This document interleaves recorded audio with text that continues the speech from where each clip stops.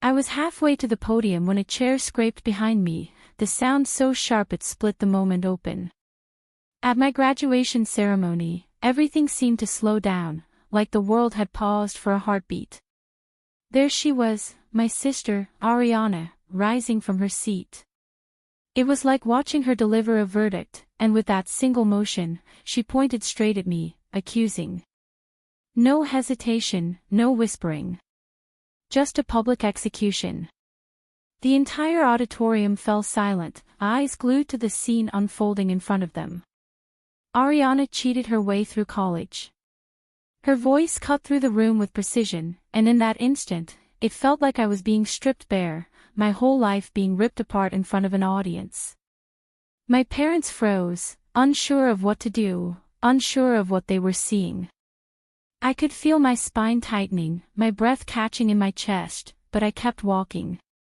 I held together 4 years of hard work with nothing but sheer will, fighting to stay composed. But before I tell you what happened next, let me ask you, where are you listening from? Drop a comment, and let me know which city or country you're tuning in from. And please, don't forget to like this video and stick around until the end of my story. I want to know if my story is reaching you, wherever you are. If you were in my shoes, what would you have done? I never imagined my sister would become my enemy. Growing up, I spent years trailing behind her, always trying to catch some of the light she seemed to effortlessly shine. Ariana was the one everyone adored, the one who had all the stories, the one who could command a room without even trying. I remember family dinners back in Portland, the way everyone leaned toward her every word, while I sat quietly beside her, learning how to shrink myself. She was the golden child, and I was, well, the shadow. But something shifted as we grew older. By the time I reached junior year of high school, my grades started surpassing hers. Teachers called on me more, and then came the scholarship letter with my name on it. When I showed Ariana, her smile was sweet, almost too sweet, as if she was savoring something bitter, and I didn't know why at the time. College came, and the distance between us grew wider. I packed my bags, left for campus with a duffel bag and a stack of psych textbooks, ready to start this new chapter of my life. Ariana stayed home after dropping out of her grad program, and I didn't think much of it. We were on different paths, different timing. Or so I thought. But then the cracks started to show. It began when I got my scholarship refund and noticed it was short. A missing amount with no clear explanation from the financial aid office. When I asked my parents if they'd heard anything from Ariana, they exchanged a look, quick, too quick to decode. Something felt off, but I brushed it aside. I wanted to believe everything would be okay. But it wasn't. Then came the emails, small things at first, easy to dismiss. A plagiarism complaint from a professor I'd never met. A cancelled appointment I hadn't made. Accusations of things I didn't recognize. It was like someone was slowly chipping away at my reputation, little by little. Lena, my roommate, noticed it before I even said a word. One night, while I was anxiously scrolling through my phone, she looked at me and whispered, "You're waiting for bad news, aren't you?" She could see it, the unease in my eyes. I didn't know how to explain it. I wasn't just waiting for bad news. I was waiting for a pattern. A pattern that pointed to the one person I never thought would hurt me, Ariana. The months leading up to graduation felt like I was living in a fog, a strange blur where I couldn't tell what was real anymore. Each new thing that happened felt like it was carefully placed, one thing after another, until I wasn't sure where my life ended and the mess began. It started with a second adjustment to my scholarship payments. Then a missing form I had already submitted. My campus account was locked out for suspicious activity. I stood there, staring at the login screen, my heart racing, feeling like the system itself was trying to tell me I didn't belong. But it didn't stop there. Professor Hale called me in one day. He had a complaint on file. Someone claimed I plagiarized part of my behavioral analysis report. My stomach dropped. That report was everything to me. It had taken weeks of sleepless nights, late dinners, endless revisions. When I opened my mouth to defend myself, he raised a hand and said, "I don't believe it. I'm telling you this so you can prepare." Prepare? Prepare for what? For a fight I didn't start. Whispers followed me as I left his office. Evan, a classmate from freshman year, gave me a strange look in the hallway. Someone in my lab group avoided eye contact. Even Lena, who always had my back, asked, "You don't think someone's targeting you, right?" I didn't want to believe it, but deep down, I already knew. I just couldn't bring myself to say it. Then, the message came. It was an email, sent from my account, to a faculty assistant, canceling a meeting I had been counting on for my capstone review. The tone was all wrong, the phrasing wasn't mine, and the signature wasn't even close to my handwriting. But the damage? That was all mine. I sat on my bed that night, scrolling through old photos of Ariana, replaying our childhood memories. The way she used to braid my hair before school, the backhanded comments, the sharp smiles, the times she dismissed my successes as luck. Somewhere between those memories, the truth formed. Quiet, sharp, undeniable. This wasn't bad timing. This wasn't random. Someone had been carefully orchestrating my downfall, piece by piece. And I was about to find out just who. Hey, I know this is heavy, but I really want to hear from you. Have you ever been in a situation where someone you trusted turned on you? Drop your thoughts in the comments below. You're not alone in this.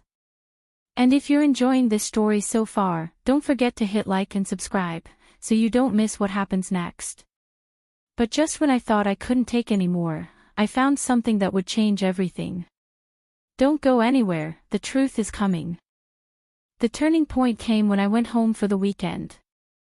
I needed to clear my head, get some space, maybe even convince myself that all of this was just a terrible misunderstanding. But the truth doesn't need space to grow. It thrives in the smallest cracks, and the truth was already creeping in. I found my dad in the backyard, standing by the old fence he'd promised to fix for years but never got around to. He was watering the hydrangeas, acting like nothing was wrong. The world was closing in on me, but he seemed oblivious. "Dad, has Ariana said anything about me, about school?" I asked, trying to sound casual, like I wasn't about to break. He paused. The water trickled onto his shoes as his gaze shifted downward. "She's been tense," he admitted after a moment. "She said you get everything handed to you." His voice was thick, like he was choosing his words carefully. I told her that wasn't fair, but, he trailed off, clearly unwilling to admit what was really happening. I felt like the ground beneath me was sinking. A part of me wanted to believe him, wanted to believe that Ariana hadn't gone this far, but the pieces were starting to fit together too perfectly. That fracture, that subtle crack in our family dynamic, was it really there all along? When I returned to campus, I had no more doubts. I was no longer guessing or hoping I was wrong. I reached out to a tech investigator named Noah Vance. A friend of a friend had told me he was the best at uncovering digital footprints, at finding the ghosts in a machine. And, boy, did those ghosts have names. Within days, Noah had dug up a mountain of evidence. The ghosts had timestamps, locations, and one of those names was unmistakable, Ariana. I wasn't just stunned. I felt like I'd been slapped awake, and the anger that had been bubbling up inside me finally came to the surface. I was no longer scared. I was furious, and I was ready to fight back. Noah didn't say much at first, but when we met, he listened. Really listened. He didn't interrupt while I recounted every weird payment, every cancelled appointment, every whispered accusation that had haunted me. After I finished, he tapped the edge of his laptop, his voice calm and steady. "If someone's been in your accounts," he said, "they left footprints. People always do. And with that, the weight on my chest lightened just a little. I wasn't crazy. I wasn't imagining things. Someone had been manipulating my life, and that someone was Ariana. 3 days later, Noah called me back into his workspace. The place was buzzing with low conversations, the hum of old vents filling the background. But when Noah pulled up his screen, everything was razor sharp. He pointed at the logs on his computer. "These are your login logs," he said, his finger tracing the data. "Except here, here, and here. Those aren't yours." I could feel my heart pounding in my chest as I leaned in closer. "The access came from another device on a home network in Portland," Noah said. I didn't want to hear it. I didn't want to know, but I already did. I could already feel the knot forming in my stomach. "The same network where your parents live," he added. It hit me like a freight train. Ariana. She'd been in my accounts, playing with my life as if it was a game.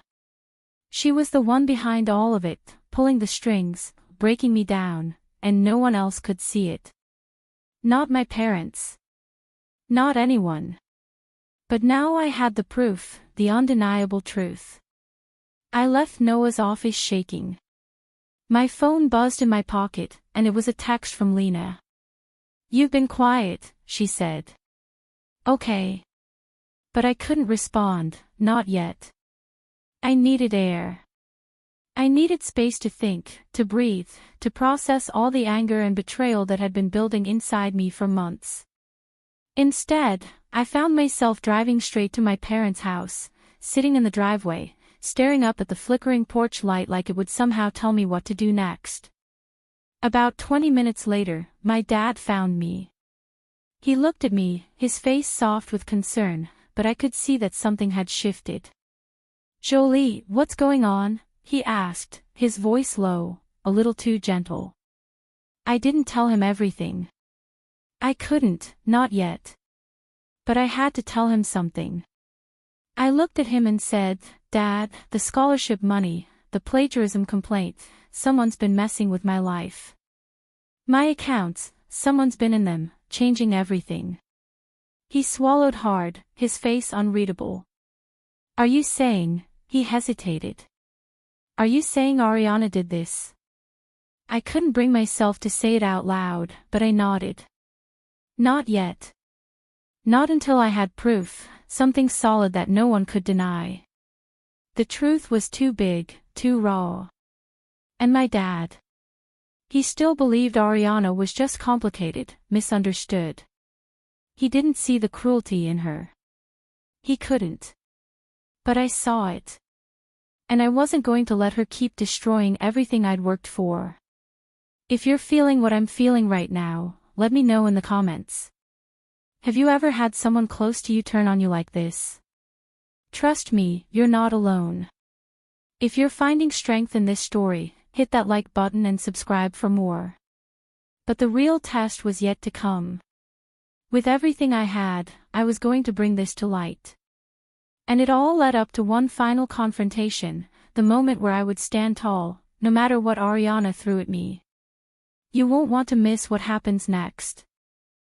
The days leading up to graduation felt like I was walking a fine line between two worlds. On one hand, I was just another student finishing finals, returning dorm keys, and trying on my cap and gown in front of the mirror. On the other, I was preparing for a battle I hadn't asked for, a war with someone who should have had my back.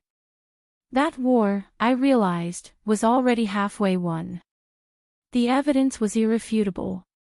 I had everything: screenshots, email logs, transaction reports, proof that Ariana had been infiltrating my accounts, redirecting my scholarship payments, fabricating emails, and even planting false accusations of plagiarism. And there was only one thing left to do: bring it all into the light. It wasn't just about me anymore. It wasn't just about saving myself or fixing my reputation. If I let this go any further, Ariana could hurt more people. She could tear down everything and everyone in her path, and I couldn't allow that. Not anymore. I contacted Mara Reyes, a lawyer I had been recommended by a friend. She was sharp, professional, and, as it turned out, exactly what I needed. When I showed her the evidence, she reviewed it quickly, then turned to me with a question that stuck with me long after she said it. "When do you want this to stop?" she asked. The answer came easily. "When it's no longer just me she can hurt," I said, my voice steady despite the whirlwind inside me. Mara nodded. "I understand." It felt like a shift, like a weight lifting off my shoulders. I wasn't reacting anymore. I wasn't waiting for Ariana to destroy me. I was taking control, preparing for the fallout, and I had no intention of backing down. 2 weeks passed. The time between the decision and the day of graduation felt like I was living in 2 different timelines. On the surface, I was playing the part of the excited graduate, walking through rehearsals, picking up my cap and gown, spending late nights studying for finals. But under the surface, I was preparing for the quiet war that was about to unfold. And in that time, something else began to happen. My fear, the constant knot in my stomach, started to loosen. I felt a sense of direction, of purpose, that I hadn't felt in months. I wasn't hiding. I wasn't shrinking. I was standing tall, no matter what Ariana did next.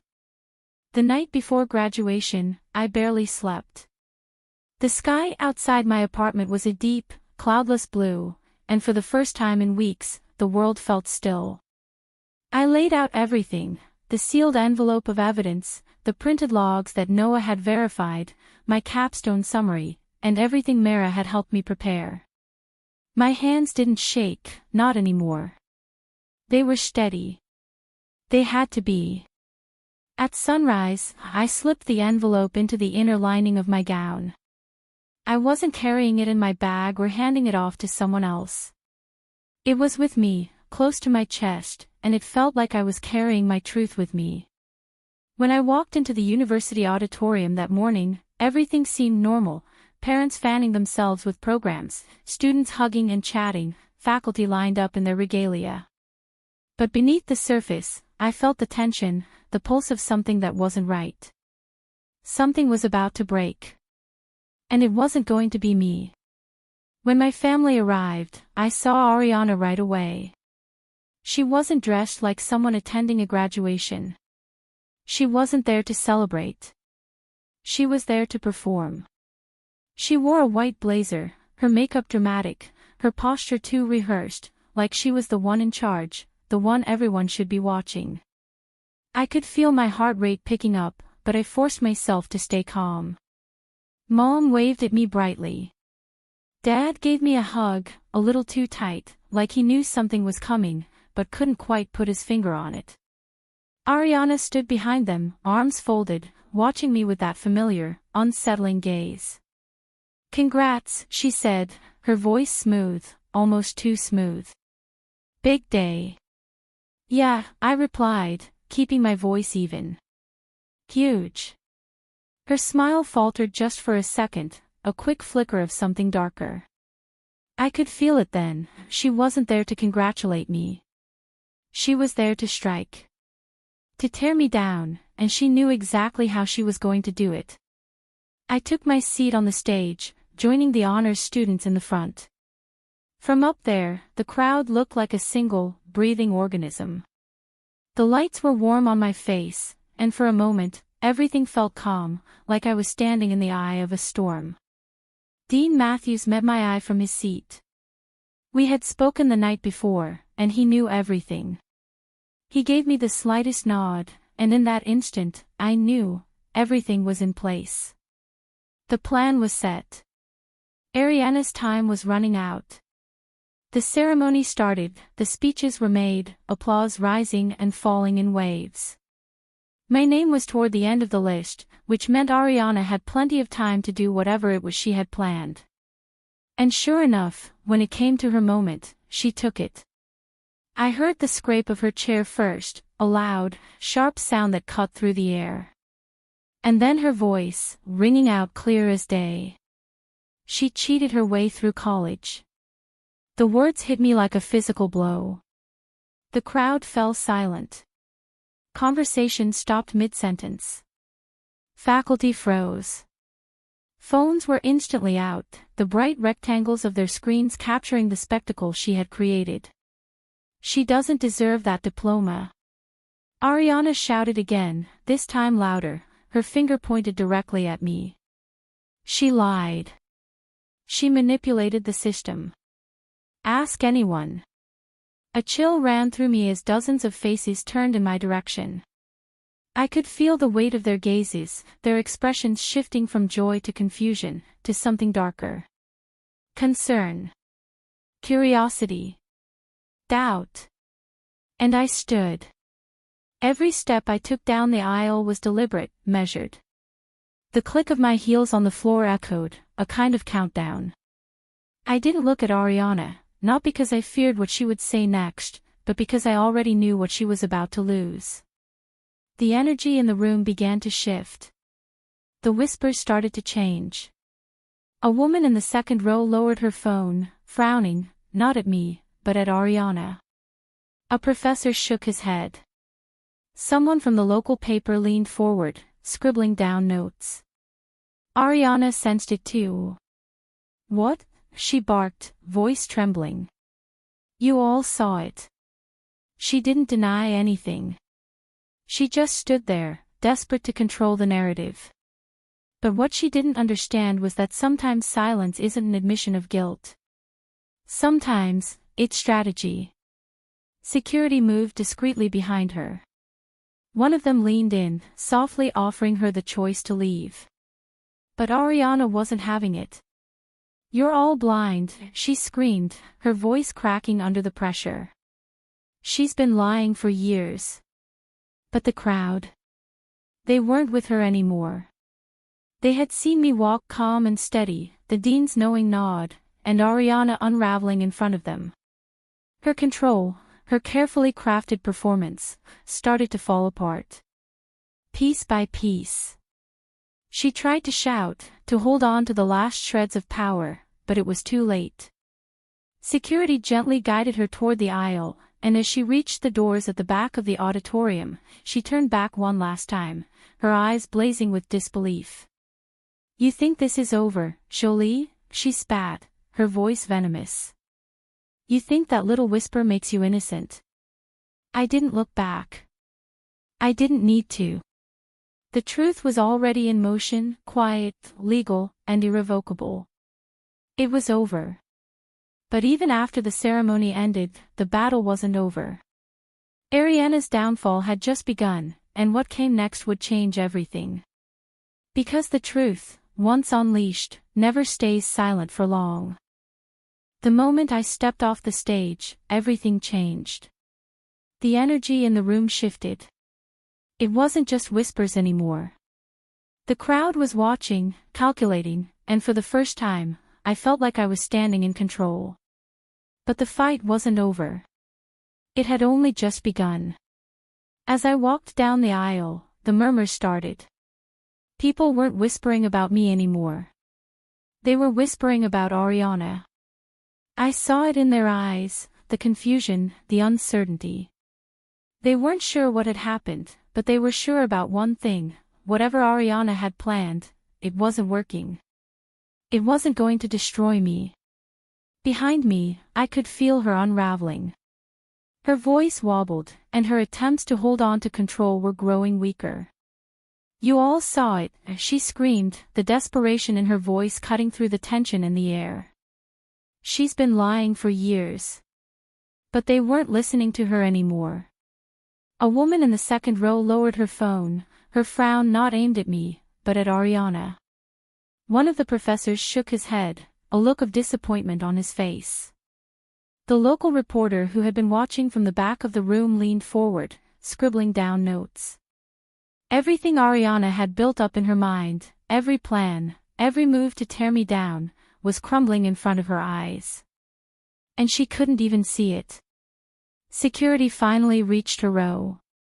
The officers moved calmly, but their presence was a quiet force. One of them leaned in, offering her a choice to step out, to leave without further chaos. But Ariana wasn't the type to go quietly. She refused to let go of the performance she had created. "You're all blind," she shouted, her voice cracking, the mask she had worn for so long finally shattering. "She's been lying for years." The words hung in the air, but the room had already decided. The crowd was no longer with her. They had seen me stand tall, unshaken, while she crumbled under the weight of her own lies. Ariana continued to scream, but the longer she went on, the more out of control she became. Her voice cracked, her hands trembled, and the confidence she had relied on for so long began to dissolve. And still, I didn't look back. I didn't need to. She had lost. Security gently guided her toward the aisle, but she fought them every step of the way. She tried to push against their hands, tried to keep her hold on the narrative, but the harder she fought, the clearer it became. Her time was up. When she reached the doors at the back of the auditorium, she stopped, turning one last time. Her eyes were wide with disbelief, and I could see the rage and hurt in them, twisting her features. "You think this is over, Jolie?" she spat, her voice dripping with venom. "You think that little whisper makes you innocent?" I didn't respond. I didn't need to. Her words were empty now, just the final gasps of someone who had lost everything they thought they controlled. I didn't look back. I didn't need to. The truth was already in motion, already in the hands of the people who could see it clearly. The rest was just a matter of time. As I walked off the stage, the murmur of voices grew louder. Some people were still staring at me, unsure, confused, but they didn't look at me the way they did before. Now, their gazes were thoughtful, almost apologetic. They had seen the truth for themselves. And they couldn't unsee it. Backstage, the dean was waiting for me. His face was calm, steady. He held the envelope I had hidden in my gown. The one with all the evidence. "This is serious," he said gently, his tone quiet but firm. "Are you ready for this?" I nodded. I wasn't scared anymore. This wasn't about fear. This was about justice. "I'm ready," I said, my voice steady, my resolve unshakable. Mara arrived soon after, her presence crisp and controlled, just as I had expected. She reviewed the contents of the envelope quickly, her eyes scanning the evidence. She didn't flinch. Didn't seem surprised. She simply nodded. "She won't be able to spin this," Mara said, her voice calm, confident. "Not in front of the academic board, not in civil court, not anywhere." And just like that, it felt like everything clicked into place. This was it. The end of Ariana's reign of manipulation, and the beginning of something new. The moment I had been waiting for. But I couldn't let myself feel victorious. Not yet. I had a long road ahead, and I knew that. A few days later, the investigation launched. By the end of the week, Ariana had been banned from campus, pending a full review. Professors began to come forward with the emails and interactions they had dismissed earlier. The scholarship office traced the missing payments, and each one led straight back to her. The fraud, the manipulation, the deliberate sabotage, it was all there, laid out in black and white. Noah's digital report was the final piece, confirming everything. It was undeniable. Ariana's sabotage wasn't a string of bad luck. It wasn't a misunderstanding. It was calculated, cruel, and it had been happening for months. And it all unraveled in the most public way possible, at the moment she thought she could ruin me the most. That's the thing about the truth. It doesn't need to shout. It doesn't need to fight. It just has to be. And once it's out there, it doesn't go back in. I'm sure this story is hitting home for some of you. Have you ever been betrayed by someone close to you? Let me know in the comments. You're not alone in this. And if you're finding strength in this, make sure to like and subscribe for more stories like this. But the journey wasn't over yet. Ariana's downfall had started, but the true fallout would come after. The next steps, the way I rebuilt myself, well, that's what I want to share with you in the final part. Stay tuned for the last chapter, where the truth becomes freedom. The aftermath of graduation was quieter than I expected. It wasn't the relief I had imagined. It wasn't the triumphant moment of victory, either. Instead, it felt like a strange kind of peace, one that had taken years to build and would take even longer to fully understand. In the days following the ceremony, everything I had worked so hard for started to come into focus. The academic board quickly moved to review Ariana's actions, and the evidence was overwhelming. The case was airtight. She had manipulated my scholarship funds, fabricated emails to damage my reputation, and tried to sabotage my academic progress, all of it pointing back to her. The news spread quickly around campus. Professors who had previously dismissed the suspicious behavior came forward with their own statements, verifying the evidence. The scholarship office traced the missing payments directly back to her device. And when Noah's digital investigation was brought into the light, the truth became undeniable. Ariana had been using every tool at her disposal to destroy me, and now, it was all out in the open. Ariana's reaction was exactly what I expected. The quiet dread she had tried to instill in me.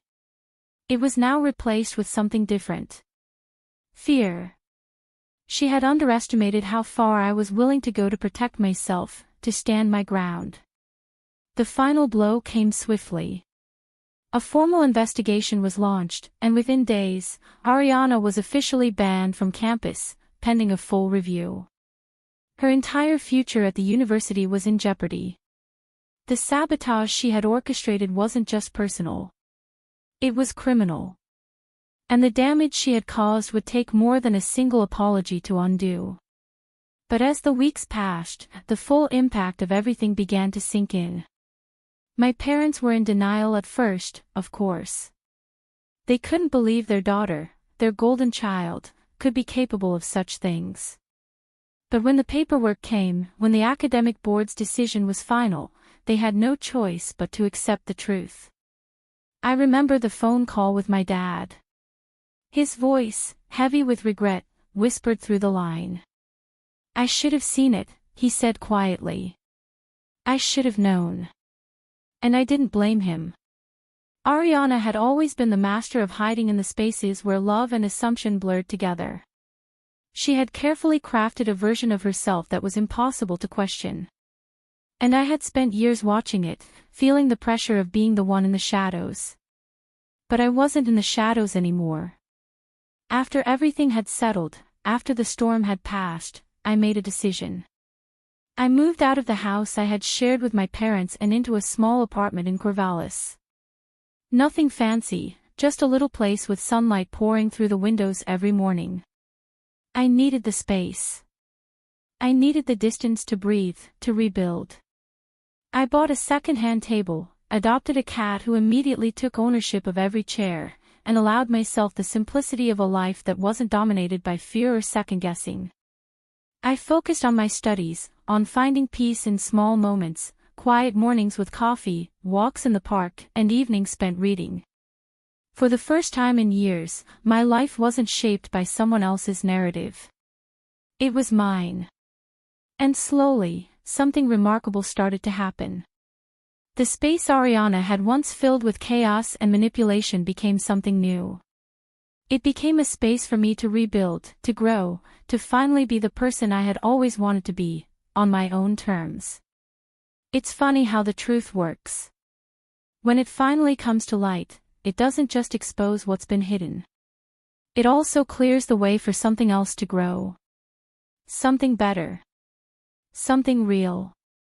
Ariana's choices had shaped my pain, but they didn't shape my future.